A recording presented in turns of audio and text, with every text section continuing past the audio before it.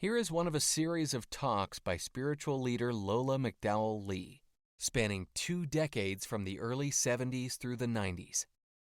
Lola was a Zen Roshi, whose Rinzai lineage included Dr. Henry Platov and renowned Zen master Shigetsu Sasaki.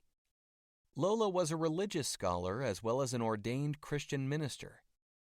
While the talks are focused mainly on Zen and Buddhism, Lola drew on many spiritual traditions, including those of Jesus, Plato, Lao Tzu, the Hindu Vedas, Meister Eckhart, and Gurdjieff. Student once asked the teacher, what is Buddha? And this teacher answered him by saying, the mind is Buddha, was his answer. So this Buddha that we talk about. The Buddha, the man, was the son of a king of a small country in the southern part of what is now Nepal. And he was born 560 years before Jesus. And he was born, as the legend goes, in a garden under a blossoming tree.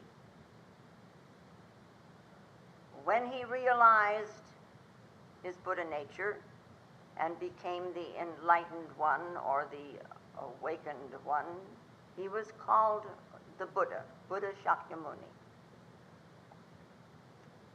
He lived 80 years, and he left a lasting, tremendous influence not only on his disciples of that time, but the influence that has come down through all the centuries since then.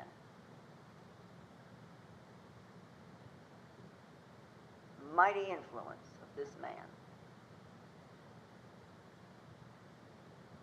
On the full moon night, under a sala tree, he passed away. Or as we would say, or his disciples would say, he entered parinirvana. So this man was born under a blossoming tree, he was enlightened under the Bodhi tree, and he passed away under a sala tree. So now, every now and then, we plant trees. And Rosalind is, of course, most anxious to plant a tree out there now in memory of Jack. And I think, and she thought too, maybe trees are trees only for memorials? We can plant trees for people living? Sure. So then she wanted to plant one for Shinsan Sama. And I said, sure, we should do that, only just not today. And then I think we should plant about 10 trees for Rosalind. Yeah. 81? Maybe 20. You're right. Yeah. So anyway, many people are born today, and many people are passing away today.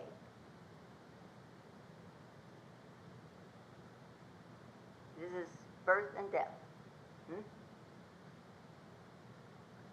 Coming into existence and leaving existence. So now what is birth and what is death?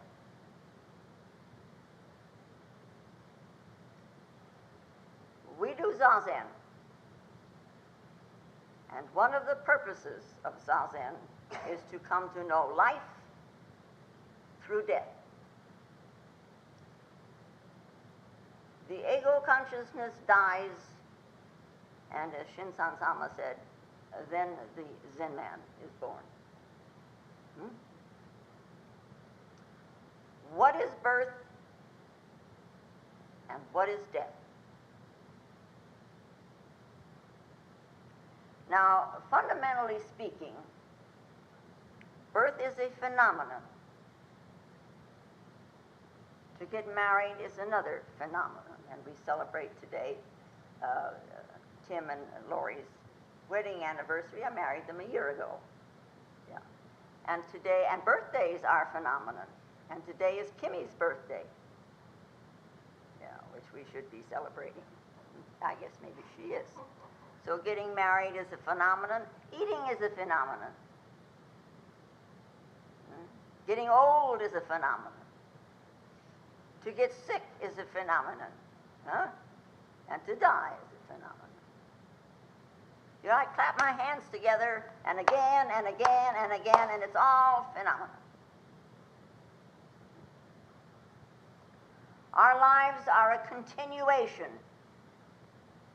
of phenomena. You know, on and on and on and on.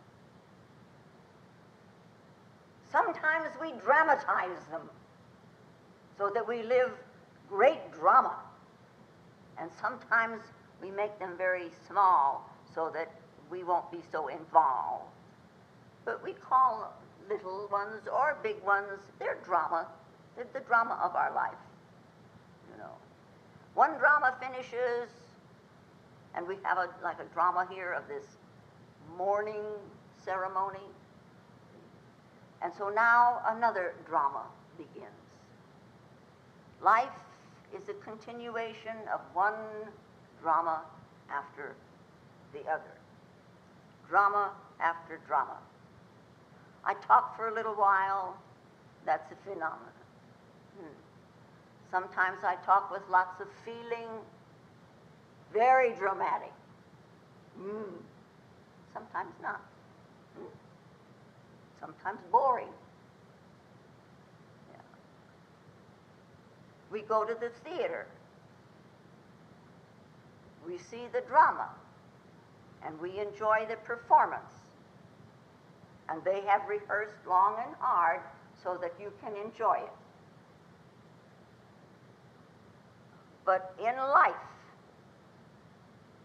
there is no rehearsal of the drama. You're pitted right up against it, boom. And how you respond shows you what you are. Turns out okay, this drama turns out fine, and we say, oh, well, we lucked out. Because in a way, we didn't have anything to do with it. Yeah. Sometimes it doesn't turn out the way we think it should be. And we run around with a long face and cry big tears. You know, somehow later, the situation changes again, and we go around, oh, it's okay, we lucked out again.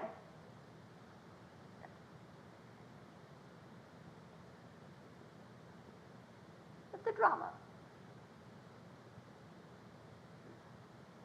We cannot rehearse life, and we cannot know what may happen.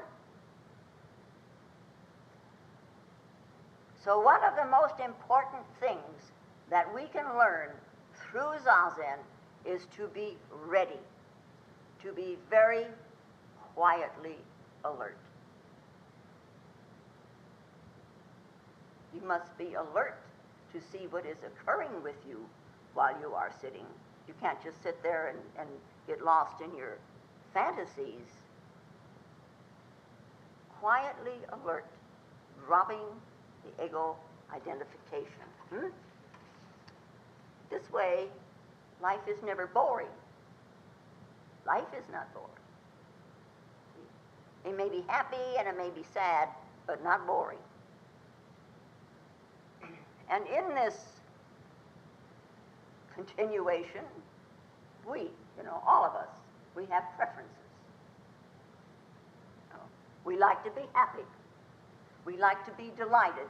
We like to live on the crest of the wave, as it were. We want to be joyous. We don't like anything that's sad. No.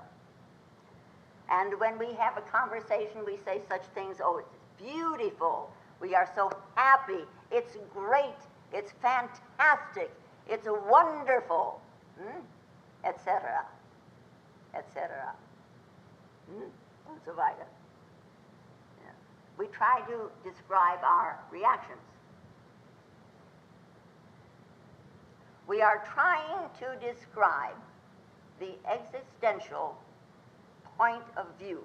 That is, we are trying to describe how we are existing at that moment.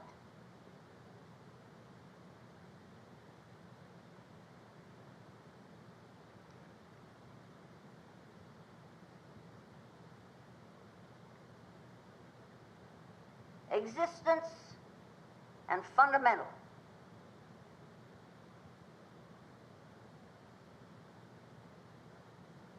It is important for us to know that the happy aspect or the sad aspect of ourselves is the phenomenal. Birth is a fundamental phenomenon.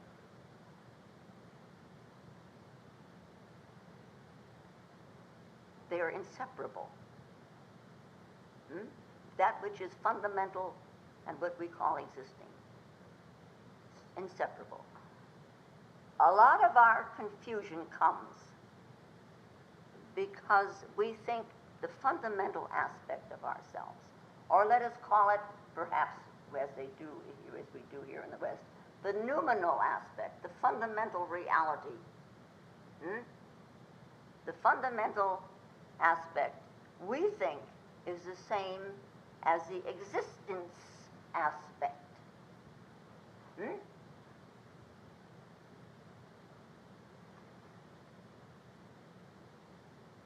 You understand? Okay. If we take the two to be the same, which they are not, they are only two aspects of one. One hand. Two aspects.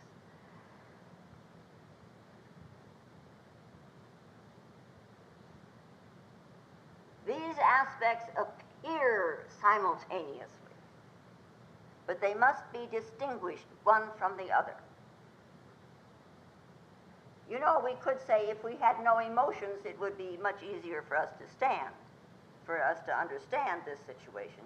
But at the same time, if we had no emotions, our lives would be tasteless.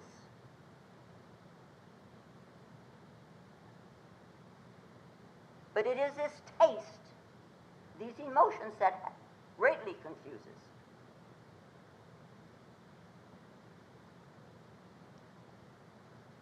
Now, none of us prefer pain. We don't want it.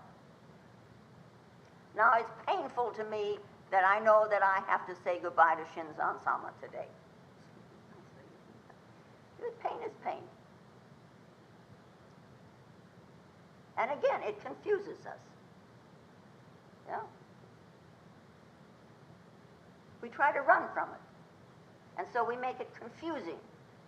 We don't just sit there with it and just say, well, pain is pain, and that's all. You know, I sat a little longer up there last night than I am accustomed to, and some of my old pains came back from when I used to sit a long time. And there it was, you know, an old friend. Oh, yeah, I know you. It's pain. So what? Pain is pain. We have mental attitudes about it. This is our confusion.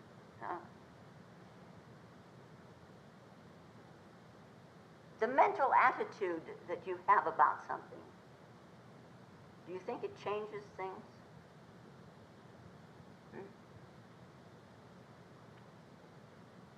What happens if you turn, well, hate is a pretty strong word. Let us say envy. If you, instead of envying somebody, you turn around and you really like them. You really like them. You've got a compassion for them. Have you tried it? It's a beginning exercise, actually. Have you tried being receptive to yourself instead of rejecting yourself? We do a lot of rejecting of ourselves. And in this rejection, we walk into a room of people and we look around and we say, oh, they are rejecting us. Not true. We have rejected ourselves at the beginning, and that causes all the rest. Rejection starts with you.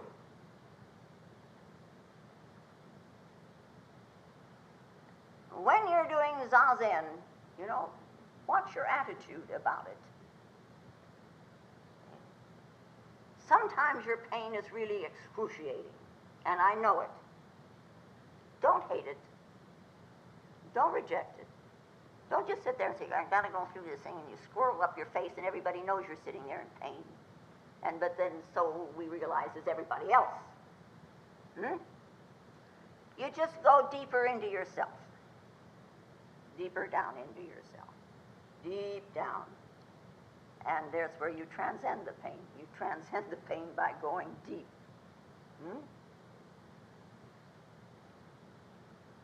That is, you transcend the phenomenal self. Gordon, when he was staying those weeks at Daitokoji, he learned to focus to get rid of pain. How else could he get away from it? You learn to focus. Bill at Shogenji, he learned to focus to get rid of the pain. I'm sure David did at the beginning too. Learn to focus. Use what you have got. It is a tool. Use what you have got. And don't complain about it. We're all in the same boat. And in this same boat in which we find ourselves, naturally we are very egocentric. The world revolves around me, we say. That is an ordinary point of view. It is an egotistical point of view. It is a point of view of the ego. See? So look at it. It's what's happening to me that's important.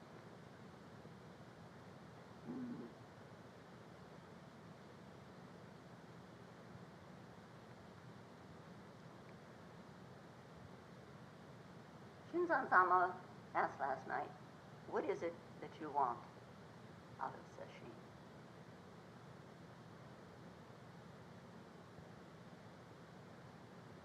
Most people, when they're asked, they say, well, I want enlightenment. I want freedom. Well, I want this, and I want that, and I want the other thing.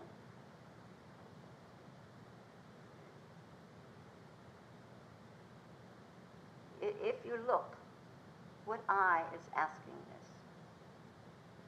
this. It is the ego. And the ego is never, ever, ever, ever, ever, ever going to be enlightened. It has to be dropped.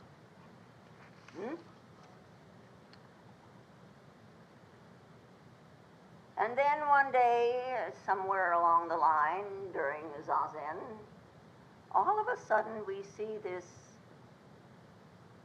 clear, vast sky. And we realize all of a sudden we really are in a meditation. We really have arrived at that place. And it is such a fragile seeming place. So we look and we start planning how to keep it with us. And you know what happens there. You all know what happens there. It is long gone. Yeah. So, now, instead of planning how to keep it, oh, look at this, I've got to keep this, That's the ego has come back into the picture. You know. Help the meditation. Help it to become deeper. And become deeper. And then radiate that out generously. Give it. Expand it. Radiate. My God, this is a marvelous thing that has occurred, Radiate it out. And if you can do this, it's like there is something almost, we could almost call it like a little door, and it opens, swings open. It's a turning point, is what it is. It's a turning point from our ordinary egotistical attitudes, our egotistical way of thinking, to a more enlightened way of thinking. This Zazen and this meditation, it is to clear your mind and to make us mature. So we change our attitudes. You know. If enlightenment is to come, sooner or later, we're going to have a different attitude. The sooner we take it, the better. Our conventional way of thinking, oh, I hate this pain. I hate this pain, and I'm not going to do this anymore because the Zazen that I have, what is there, is so little compared to all of this pain that I have. I just want to keep the good Zazen for myself. And I'll give the pain to everybody else. But I want a good Zazen. Huh? This doesn't work. Enlightenment, is kind of a spiritual revolution. It is a turnaround from our ordinary egocentric way of thinking. Turn around. Just turn around. And so then we decide, yes, I do really want this thing after all. So we then talk about deepening our Zazen. And we use such words as deep,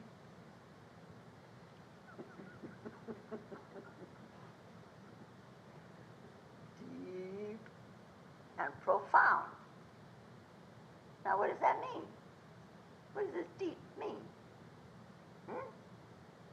We know about deep breathing, that you don't breathe from up here, you breathe from down here, right?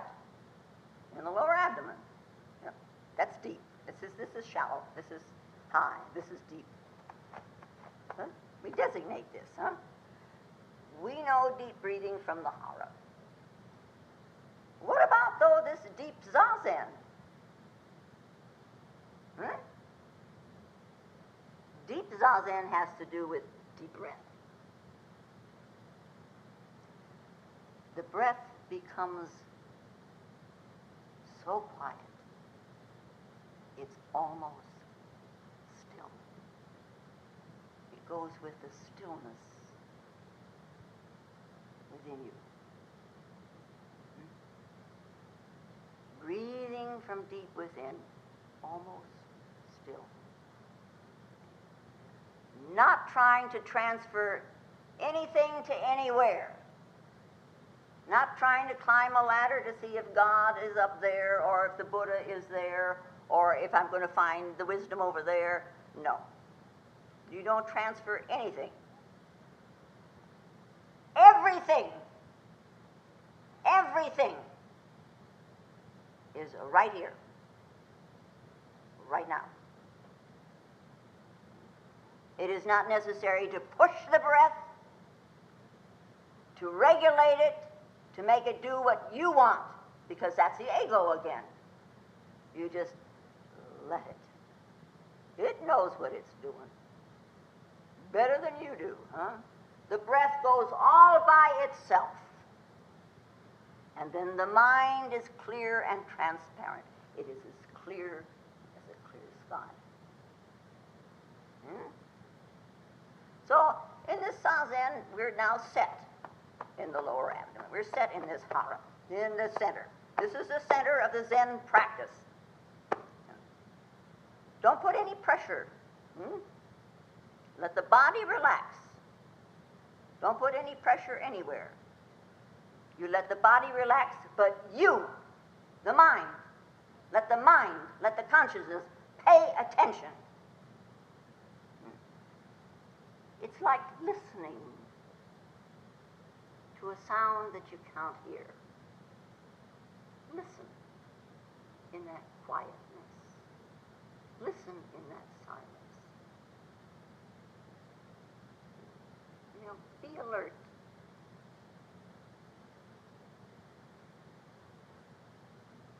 You don't put a lot of pressure on your ears to hear what I've got to say, thinking you're going to understand it better. If you don't do that. And you don't put a lot of pressure on your eyes to see better. You focus them. That's all. So you focus yourself. Pay attention. Outside relaxed, inside attention. And this breath, in the Latin, the word Spiritus means breath. Our English word spirit comes from this Latin, spiritus, breath. Breath is spirit, and spirit is no other than breath. The breath, see, this quiet breathing, natural, even, quiet breathing, so that you can come to know this spiritus. Yeah. And this is the key to Zazen. It's actually a key to our whole lives. Yeah. We know that we can't speak without breathing. You can't even stand up without breathing. You can't even sit there without breathing. No. So when you're speaking, you inhale first, and when you exhale, the voice comes out. You do things with and there's and and you hear sound.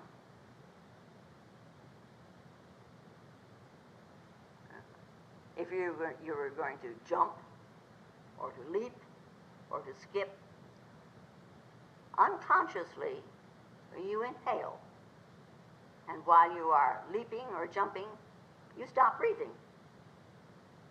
And when the leap is completed, you immediately exhale. We all do that. And we all do that without being taught to do that. It's automatic. It comes with the territory. And this exhalation, this breathlessness, is more powerful than the inhaling. And when we sit with this quiet breathing,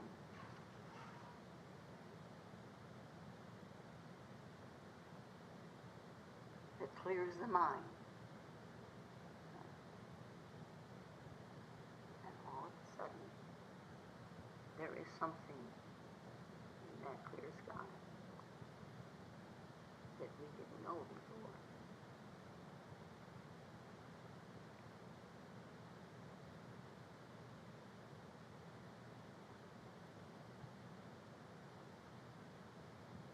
See, it's like when we sit,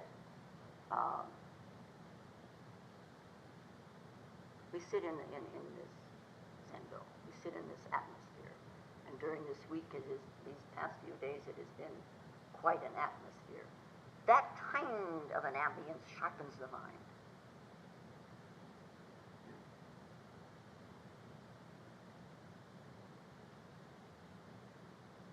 You should contribute to that.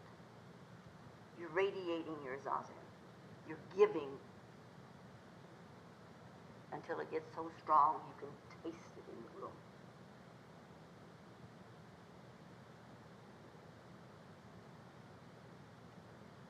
Now, Zen was born in China. He came from India, but it needed the Taoist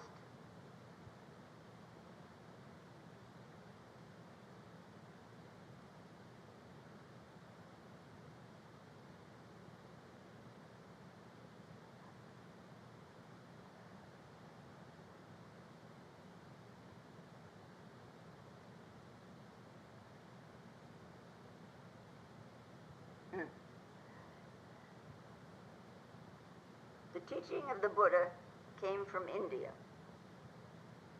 It needed the Taoist point of view to bring out what is Zen. But it was in China, see, that this marriage took place. China, there was this deep stillness and wisdom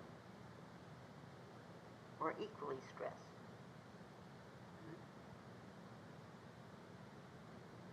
The terms they used coming from India were samadhi and prajna.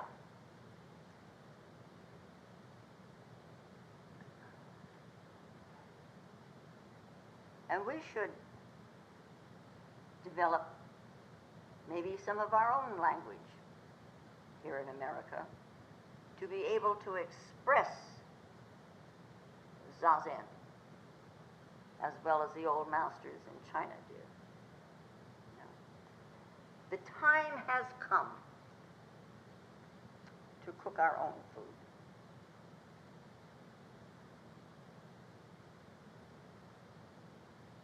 In a manner of speaking, we're Dharma pioneers. For the age of Zen in America is happening now. It's beginning. It has been slowly building. Tibet, that's not too much over there anymore. In Japan, Zen is not what it once was. And of course, it helps us a great deal if a monk from Japan comes to help us. And we know this from this past week. And we hope this particular monk will return again. In the meanwhile, you have to be content with your own stillness and your own realization. But also, you must leave something for coming generations. I mean, we're just a little cog in a wheel. We leave something by transmitting from heart to heart. There are lots of things in the practice that cannot be described. How to strike a bell, how to strike the bells. How are you going to describe how it is done properly? How about the duration between the strikes and the strength of each strike? This is what we learn. It's one of the minor transmissions, to learn how to do little things correctly, properly. The sound of the gong, the sound of the bell, the sound of the clappers, they're very important in a right combination. And it allows the atmosphere in the zendo to become very sharp.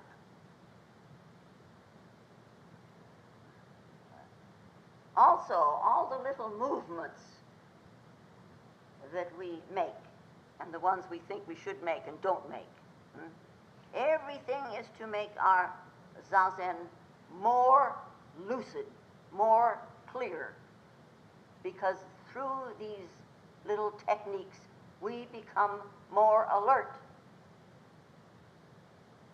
In this world, what is in this room now? What is in this room now? Space. And it's full of space. Because of that space, you can see this form, that form, that form, that form, because of the space. So this is the form of space.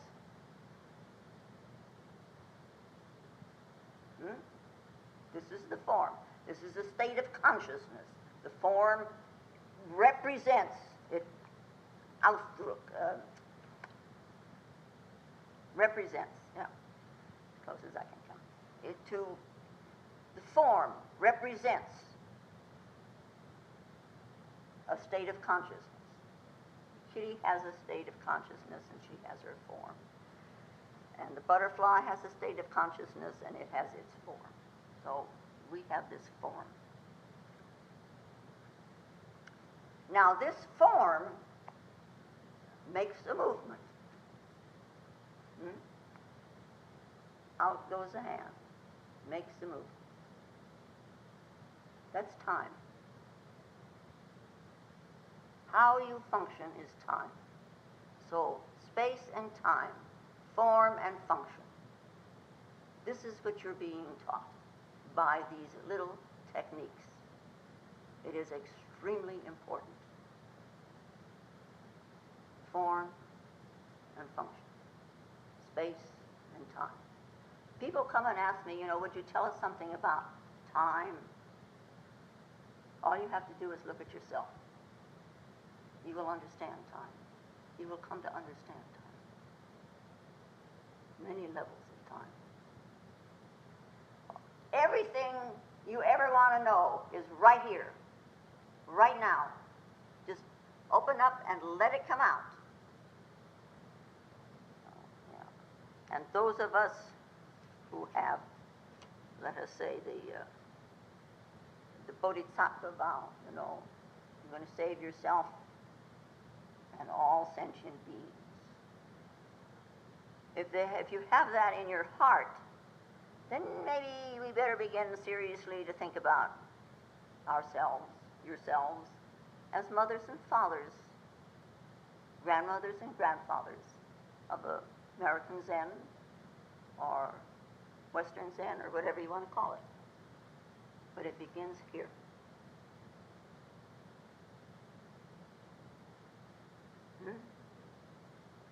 So you sit in this deep stillness.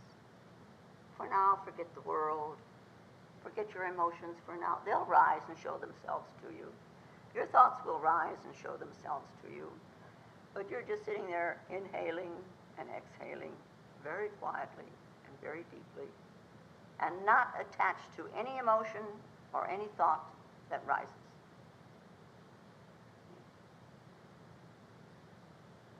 As Queen said, you know, don't absent-mindedly look around here and there asking, what is Buddha? That's absent-minded, huh? Yeah. If you still ask, what is Buddha, after inhaling it and holding it in your pocket,